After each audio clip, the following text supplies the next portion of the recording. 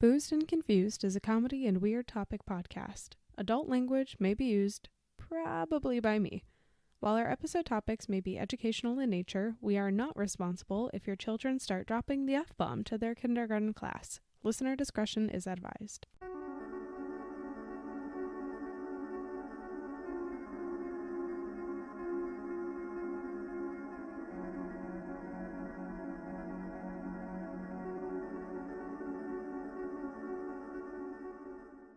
Hello, everybody.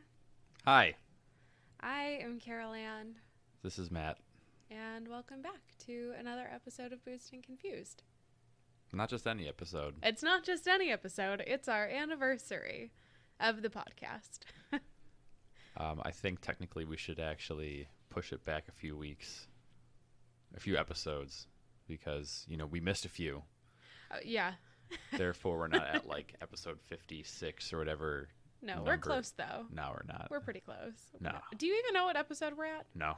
Like 40. I think this is episode 48. Right, and that's far enough Look, we away get from paid 56 vacations. that it shouldn't count as our anniversary. This is merely a date-iversary. All right. Well, you're not wrong. I'm just an asshole. Shut up. Shut up. You said that earlier, and then you deleted it. Earlier And being about 25 seconds I ago. thought it belonged. No. Whatever. It's fine. I'm not wrong. I'm just an asshole. I'm a little spicy today. That's all. So yeah, no, it is our. Stop making faces. I'm gonna have to not look at you while we do this episode. That's fine. But yeah, no, it is our anniversary of the pod. So a year ago, we published our first episode, and I think we've come a long way. If you've listened to our OG episodes, we have changed the format. We have an intro. I don't know. I think we've changed quite a bit. But do you remember what our first episode was? Yeah, we were in a cabin or something. Yeah. And I did a ghost ship, or you did a ghost. It was ghosts. Yeah. We did a ghost theme, and I did the ghost ship High Aim 6, and you did Victorian ghosts. And I think that was the episode that we discovered that Victorian ghosts are really just the product of capitalism. Yeah, something like that. Yeah. So in honor of our anniversary, we're going to cover another anniversary topic that is a subject we haven't touched yet for good reason, because it's not totally up our wheelhouse, but I think it's something that's always interested me, and I've never really got into the details until now. So it's the 133rd anniversary of the suspected beginning of Jack the Ripper's murders. Hey. Which is maybe not as exciting of an anniversary as ours, or maybe it's more exciting. I don't know. It depends on where you fall in that spectrum. But before we get into that, just want to say happy anniversary to Jack. No, just some housekeeping items. So the first one is we're on all your favorite social media. We're on Facebook, Instagram, and Twitter. And if you want to send some cool shit to us, we'll always post it. If you want to send us a topic request, you could totally do that. Slide into those DMs. If social media isn't your thing, you can shoot us an email at boozedandconfusedpodcast@gmail.com. Let's see, what else? If you like the pod and you want to support us, the best way you could do that is by leaving us a review, or just rating us. You don't even have to say anything, I think, in most cases, but especially if you're on one of the I think it's Apple Podcasts, iTunes, I don't know, I should look into what it is, but it really does make a difference, especially for the small pods, the independent pods that you listen to. I'm sure that they would totally appreciate it. And the cool thing about our pod is if you leave us a review and you take a screenshot and send it to us, we'll send you some Boozed and Confused stickers for free. It might be time to upgrade some of the swag now that we've been at it for a year. But also we have about 3,000 stickers left. We also of don't the original batch. We don't make any money to upgrade anything. Yeah, this is just more money we're spending. Wow, that's how you look at this? Just an expense? You don't look at this as anything fun? Or I don't think the producer would appreciate the executive producer. I don't She's think not here right now. That. The executive producer, we don't have to worry about tiptoeing around her nap time or anything. She's not here right now, so Also, it's probably... Well, she's going to hear this, so... At some point. All right, what else? What are we drinking? We both have, like, citrusy IPAs. Yeah. Mine's a Sun Crusher Summer Ale. It's by Revolution. I have one of their flags hanging in my garage. It's behind all the boxes. There's a lot of stuff in the garage right now. Once It's everything but shelves, a garage. Once we get those shelves, Yeah, that's going to be the game changer. Really going to be the game changer. Okay. Just got to kind of make that happen. Yeah, I totally believe that. No, it's Revolution Brewing. Probably my favorite brewers, who are relatively independent.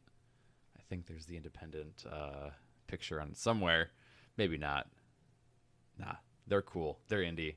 Revolution Brewing, please sponsor me. We're desperate. And then I am drinking Tangerine Express Hazy IPA by Stone Brewing. It's a hazy India pale ale with tangerine and pineapple, and it's also 6.7%, which is a little bit harder than...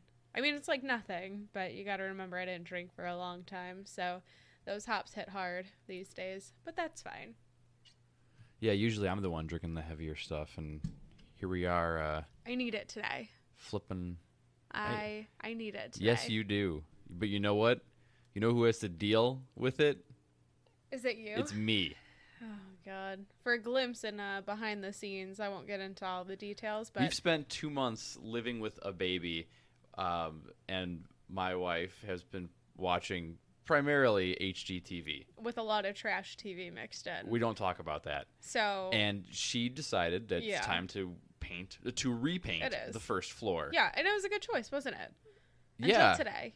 Up until today. And then I spilled an entire half gallon of paint directly on the floor, onto the hardwood floors. I spilled it onto the dining room rug, the dining room furniture. The rug is in the garbage. The floor is fine. My ego is not. So we'll leave it at that. And I need this beer. So, yeah, we can get into the pod now. So Jack the Ripper story could probably be made into its own podcast, and I'm actually sure that it is its own podcast. It definitely is. One way or another, because there's a lot of details, and we're not going into that level of depth. The most that it might be like a 2-parter episode, because I think this might just get a little bit long. So one of the things that I think keeps Jack the Ripper's story interesting is that since like the late 1800s, obviously, like, the identity hasn't really been solved. It's also considered one of the first serial killers to be, like, internationally, I don't know, talked about. So I think H.H. Holmes is considered, like, the first official serial killer. Shout out Chicago. But, yeah, I think, like, there's this whole section that talks about how with, like, tax reforms, basically more money got put into the media that was able to like talk about the story a lot more, and it became like a media frenzy, for obviously good reasons. But I'm not sure that we'll ever actually learn his identity, unless maybe like one of his great grandkids does like an ancestry DNA test, which, just kidding, I'm sure they didn't really have like DNA testing back then. I didn't check. No, I don't even think they knew how to like wash their hands. Okay, yeah, totally fair. So we're gonna get into it, but I'm sure everybody is familiar with Jack the Ripper at a high level, but if you're not, he was a serial killer that preyed on like primarily female prostitutes who like frequented the slums of the East End of London, and they were either working there or living there or both. And the name Jack the Ripper came from a letter that was written by someone who claimed to be the killer. And that letter was published at the time of the murders. I think the 2-parter will be, the next episode will be about the letters, because there's a lot and I didn't want to cram it at the end, but I think they're really, really interesting. But the TLDR is that there were like hundreds of letters sent, and there's like 4 that are pretty infamous. So, I mean, you could also totally look it up yourselves if, it's interesting to you, but, yeah. Before we get into it, I just want to say, this should be super obvious. But the rest of this episode is going to contain graphic information. So if that's not your jam, thanks so much for joining today. We'll see you next week where we talk about the letters. But it's going to get a little bit more, I don't know, gruesome than probably our other episodes usually do, because we don't typically do true crime. Also, I said last week, I think, that this week was going to be a Matt episode, and I obviously lied. So, yeah, sorry I'm just in chilling advance. over here. I'm just chilling. But all right, so our story starts August 31st, 1888, with Mary Ann Nichols. And Mary Ann is considered the first canonical victim of Jack the Ripper's, and she was last seen alive by a woman named Emily Holland, and she was walking down alone on Osborne Street at 2:30 in the morning, which is about more or less an hour before her death. Well, nothing good happens after 2 o'clock anyways. No. They always say 2 o'clock is like anything after that. It's just not good. It's just not going to be Not good. 2 o'clock was usually the time that I would go to like TBK, you know, after parties in Greektown. Oh, no. I'd still be going strong at the Garden of Eden, Club E, It's disgusting. till 4 a.m.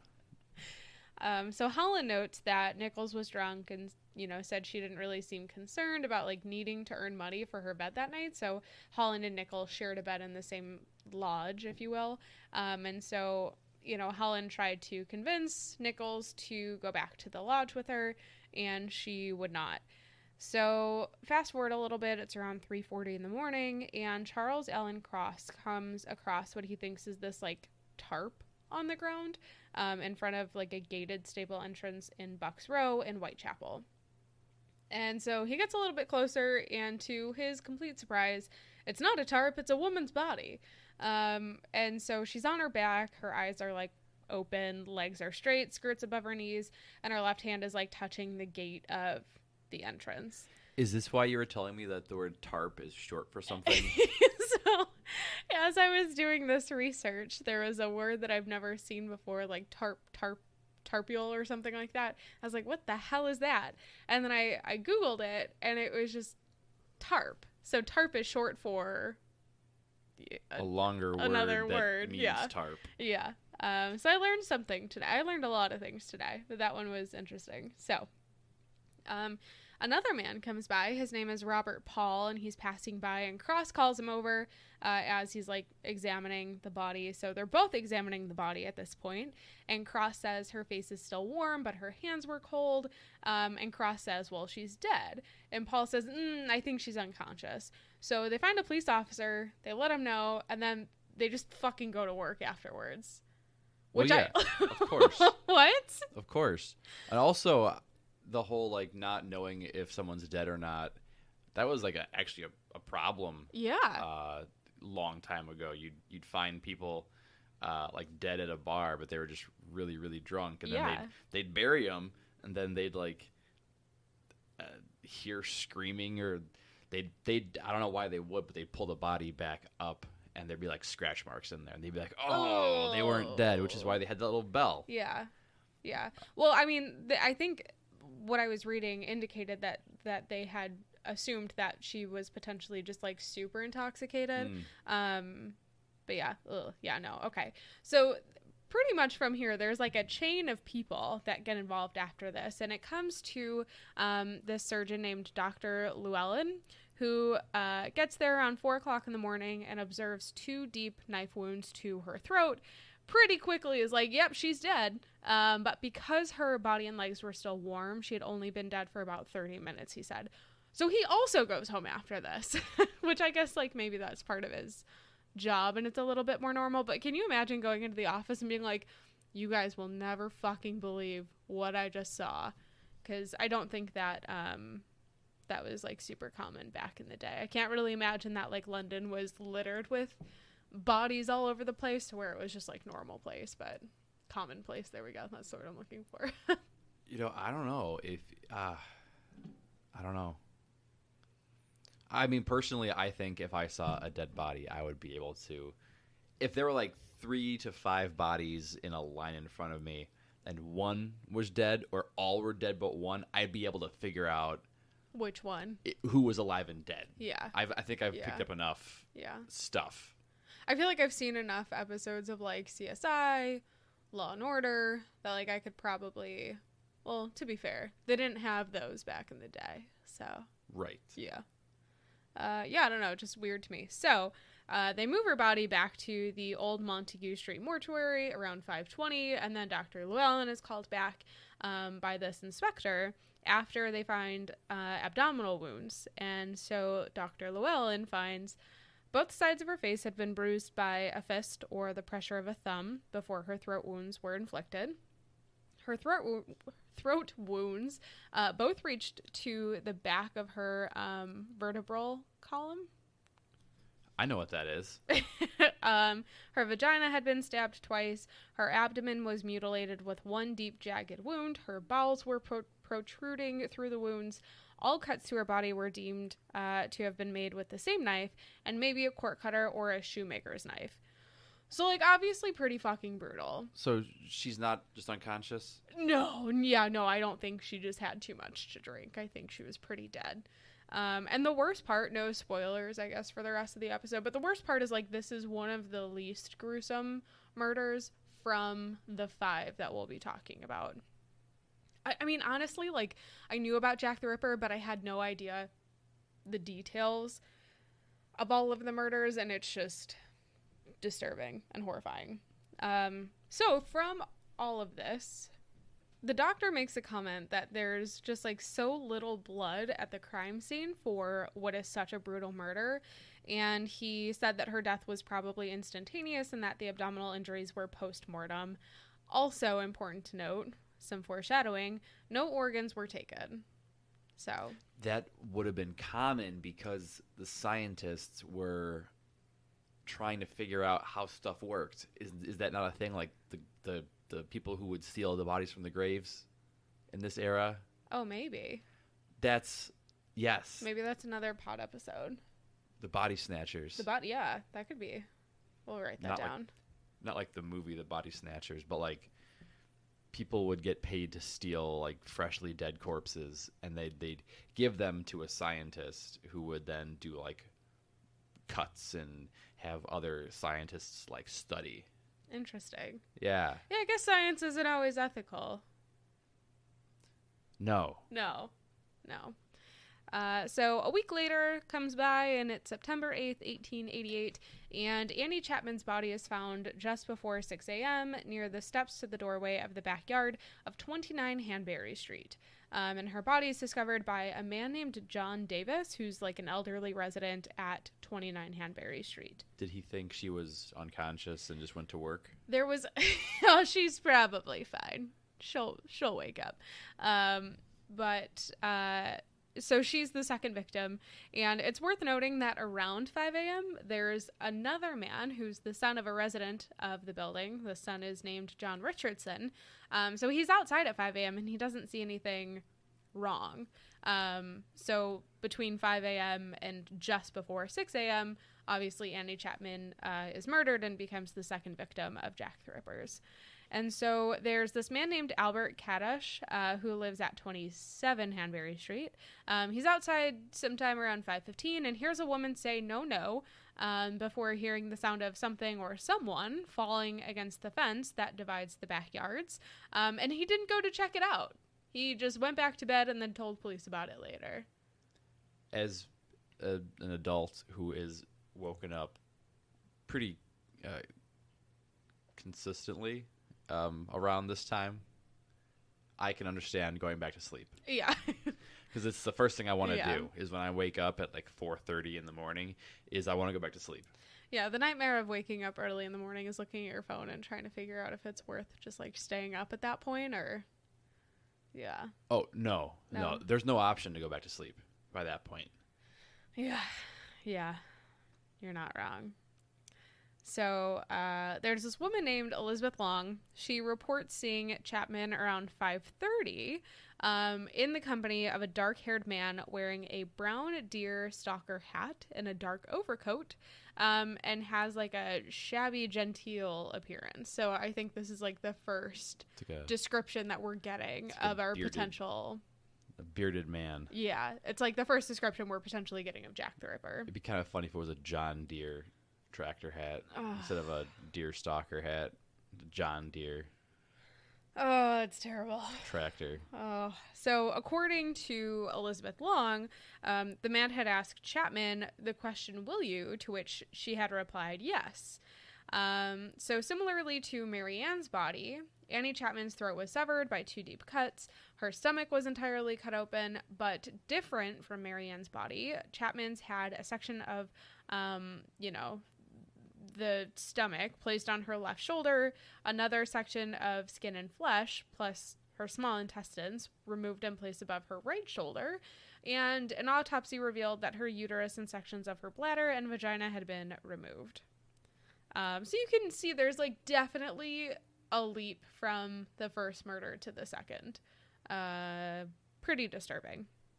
So slightly different is that there's more blood actually found in the scene than Mary Ann's, and there were like 6 areas of blood splatter on the wall between the steps and the wood palings, dividing 27 into 29, and somewhere about 18 inches off of the ground.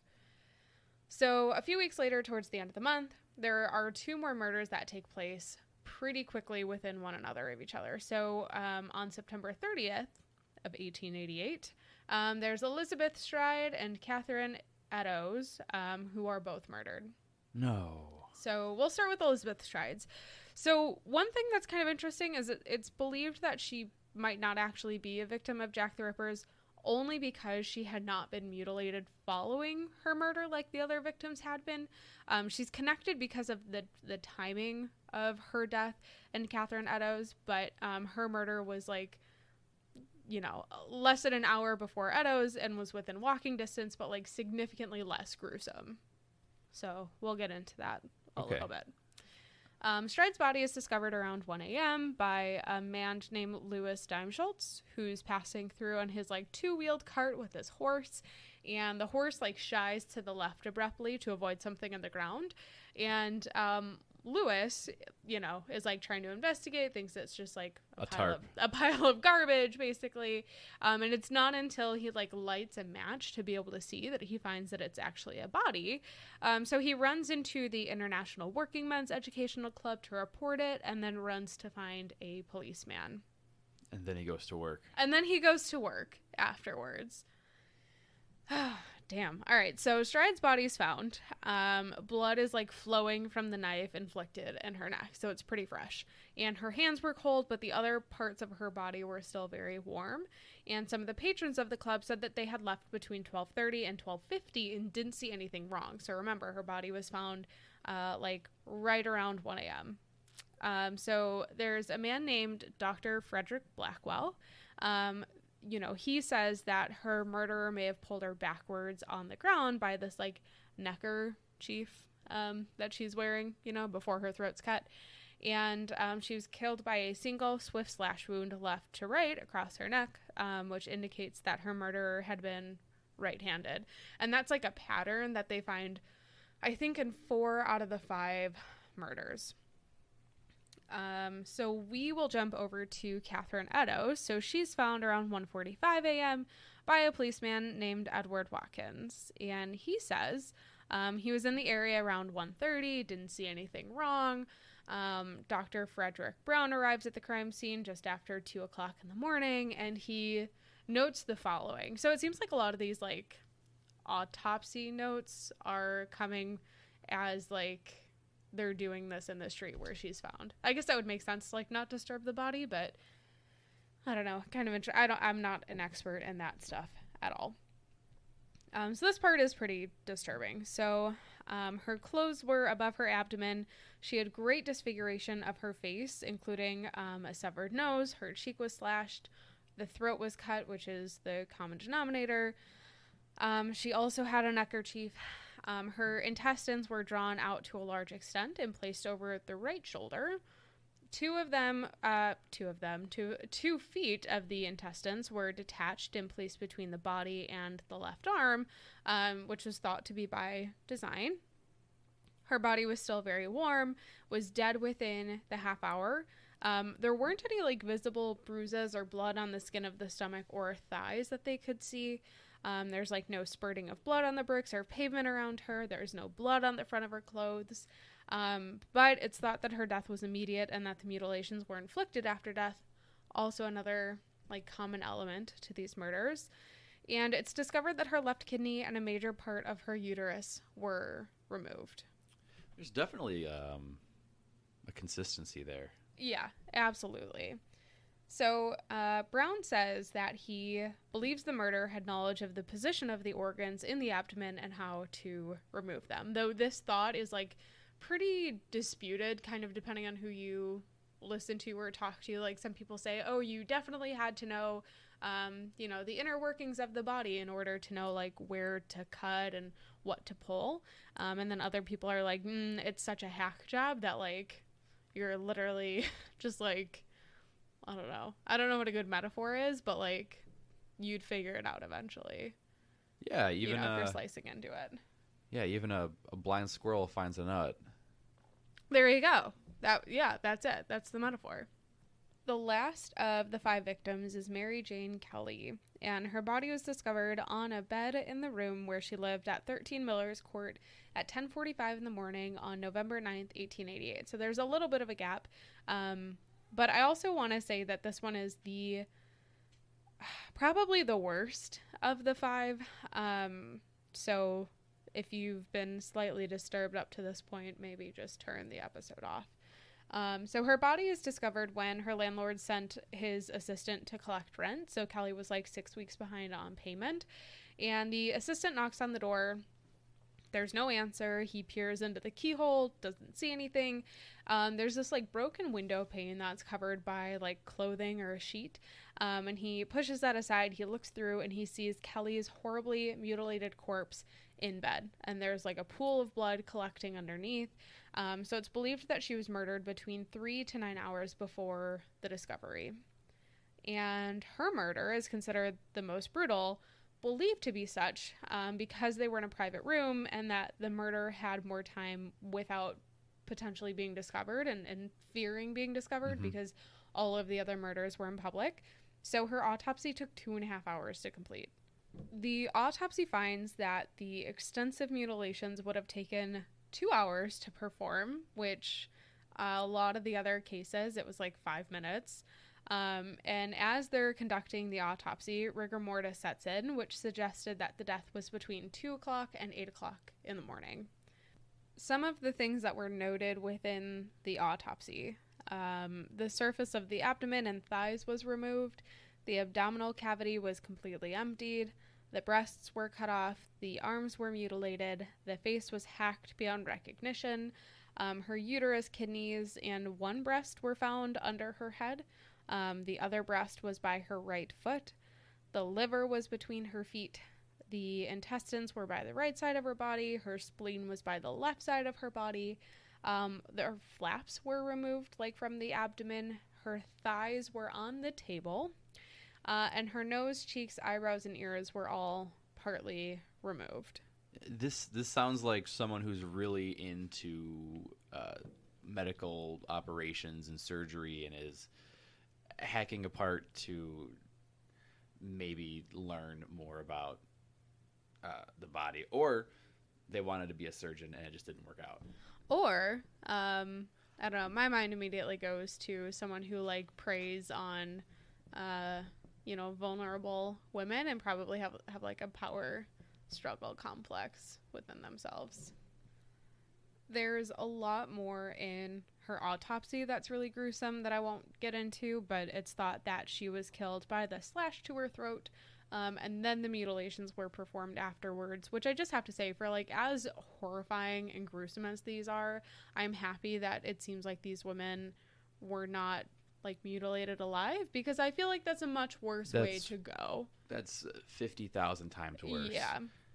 It's I don't know, kind of really off-putting to think about someone just slicing and dicing, and that's, I wouldn't say that's as bad as someone alive, but this is horrible. It's very horrible. Horrible doesn't cover the word, but also shit like this is why we're not a true crime podcast, because I could do this maybe once like every other month. But what's interesting particularly about this murder is the person who performed her autopsy said that he didn't really believe that the murder had any medical training or knowledge.